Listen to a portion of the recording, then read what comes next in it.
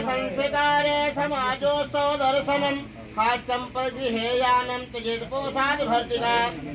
पहले वचन में वर महोदय कहते हैं कि जब तक मैं घर पर रहूं तब तक आप क्रीड़ा शरीर संस्कार करें, शरीर अपना सजाएं, लेकिन जब मैं घर पे न रहूं तब आप ये सब न करें। इसका मतलब ये नहीं है कि आप न करें, इसका मतलब ये है कि जब तक मैं घर पे रहूं तब तक अपने पति के लिए सजना एक विशेष प्रकार का वो होता है, आप वह साज श्रृंगार से मेरे लिए करें।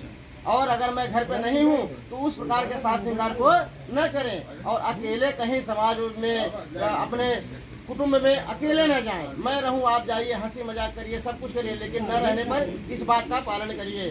दूसरे वचन में वर महोदय कहते हैं देशो वैश्वानरः साक्षे ब्राह्मणः आदि बान्धवा पंचम ध्रुवम् आलोक्य स स्वाप्तिम् आगतः।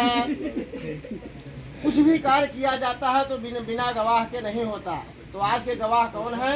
दोनों तरफ के ब्राह्मण हैं, भाई बंधु हैं, जाति हैं। यहाँ वरुण देव कलश देवता बैठे हुए हैं जिसमें ब्रह्मा विष्णु महेश सब विद्यमान हैं, और ऊपर पांचवें ध्रुव तारा, भैया थोड़ा दर्शन कर लीजिए, दिखाई देगा।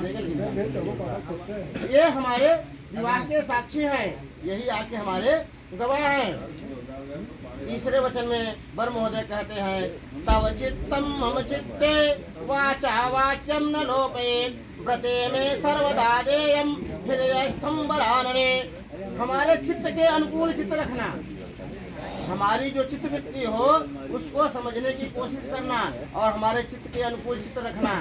हमें आवश्यकता है एक गिलास पानी की, तुरंत फैला न पकड़ा दो, हम कहीं से आ रहे हैं तो इसका ध्यान रखो आप, और चित्त के अनुकूल चित्त रखना। यह हमारा तीसरा वाक्य है। इस प्रकार जैसे एक बार श्री राम जी जब वन को जा रहे थे तो उस समय उनके पास कुछ भी नहीं था, और केवट ने जब उनको नाव से पार उतारा है तो नाविक को देने के लिए उनके पास कुछ द्रव्य नहीं है। सकुचाते हुए मन में यह सोच रहे हैं कि इसका पारिश्रमिक धन मैं कहाँ से दूंगा। मन में विचार कर रहे थे कि माता सीता जान गई कि हमारे जो स्वामी इस समय धर्म संकट में पड़े हुए हैं, तो उन्हें निशानी स्वरूप जो अंगूठी दी गई थी बिना झिझके हुए वो निकाल कर भगवान को दे दिया। यह लीजिए, कहने का मतलब है जब पति का दाव प्रतिष्ठा पर लगे, पति का सम्मान पे दाग आए, उस समय आप उस बात को ध्यान में रखिए। चौथे वचन में वर महोदय कहते हैं मम तुष्टेस्त कर्तव्या बंधूनां भक्तिरादरात् ममाज्ञा परिपाल्य सा प्रतिवरावरायणे। मुझे जिस प्रकार संतोष हो, पति महोदय चौथे वाक्य में कहते हैं मुझे जिस प्रकार संतोष हो आप वही कार्य करना, और हमारे बड़े भाई बंधुओं का आदर सत्कार भक्ति भाव रखना।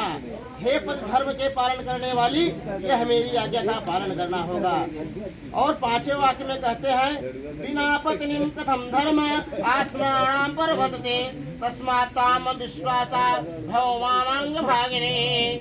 पांचवें वचन में क्या कहते हैं? बिना पत्नी के धर्म कर्म करना संभव नहीं हो पाता, इसलिए बिना पत्नी के गृह आश्रम चलना संभव नहीं है। अतः तुम मेरी विश्वास पात्र बनो और अब तुम मेरी वामांगी बनो। यह वर का पांचवा वाक्य है। इस वर हुआ अच्छा जी।